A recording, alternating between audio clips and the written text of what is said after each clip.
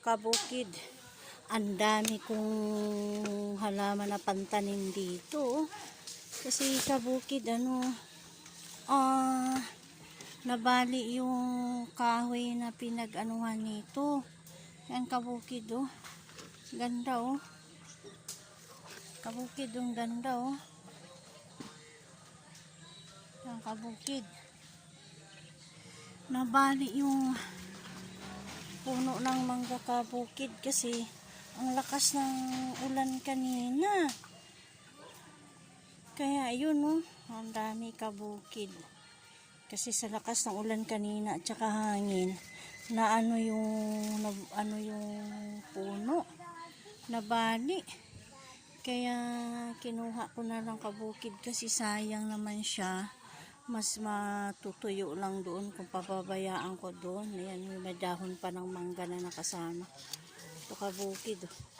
Kasi pag hindi ito kukunin kabukid, sayang to, malalanta lang.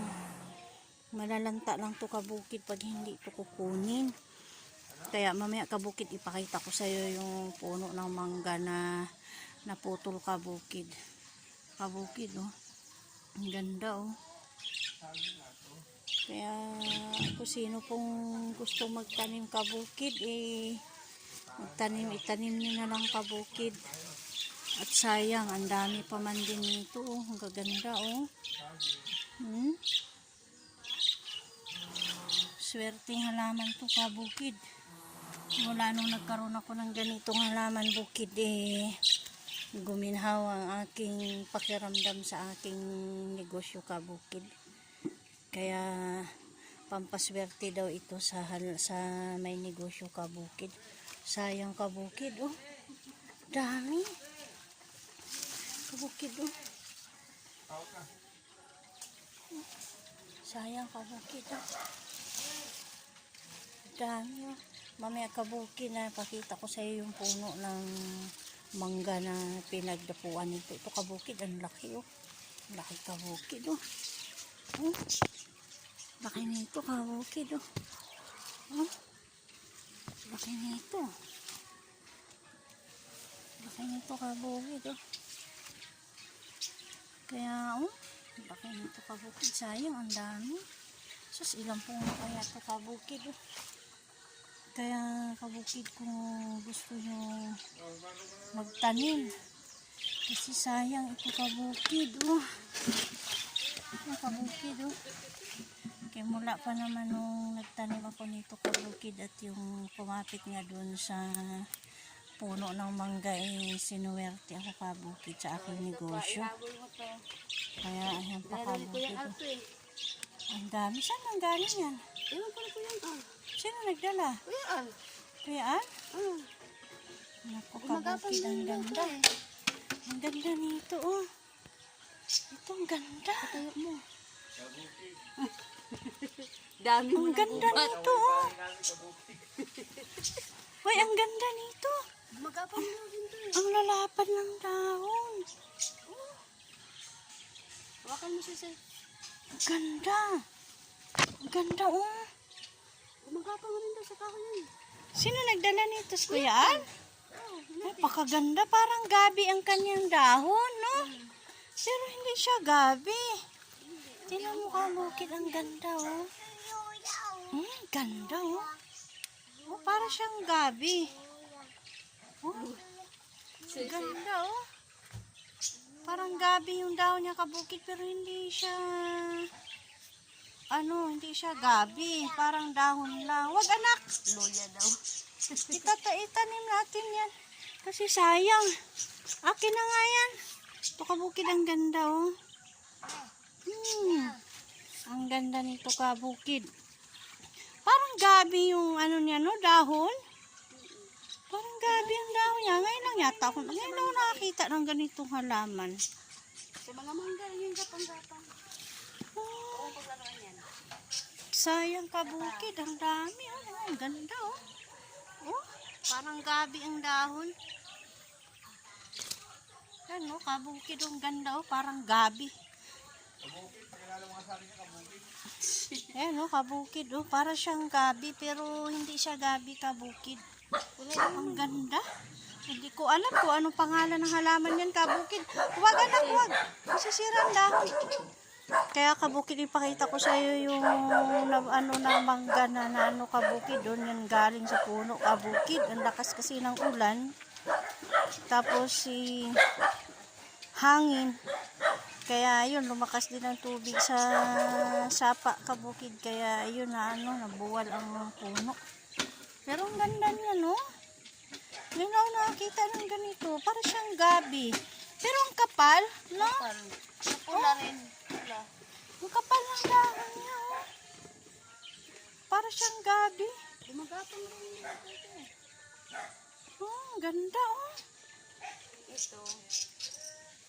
Naku, kabukid, ano kayang pangalan nitong halaman na ito, kabukid? Hindi ko ito kilala. Pareho. Pareho naman ko sa pinako ko kanina. Ganda, oh. Yung pinako ko kanina, ganun din yan. Ano ko, ilipat mo kaya ito sa puno ng mangga. Doon, oh. Pareho lang yan siya. Yun, oh, ilipat mo doon, oh, sa puno ng mangga. Doon, oh. Oo. Doon mo ilipat kasi sayang kung malanta lang yan dyan. Ang dami, oh. Hindi, mamatay man yan. Ay, mamatay. Mabuhay man yan. O kaya, swerte pa naman yung mga halaman na yan. Swerte sa negosyo to. No, nakakagaan sa pamumuhay itong ganitong halaman. Nakakagaan sa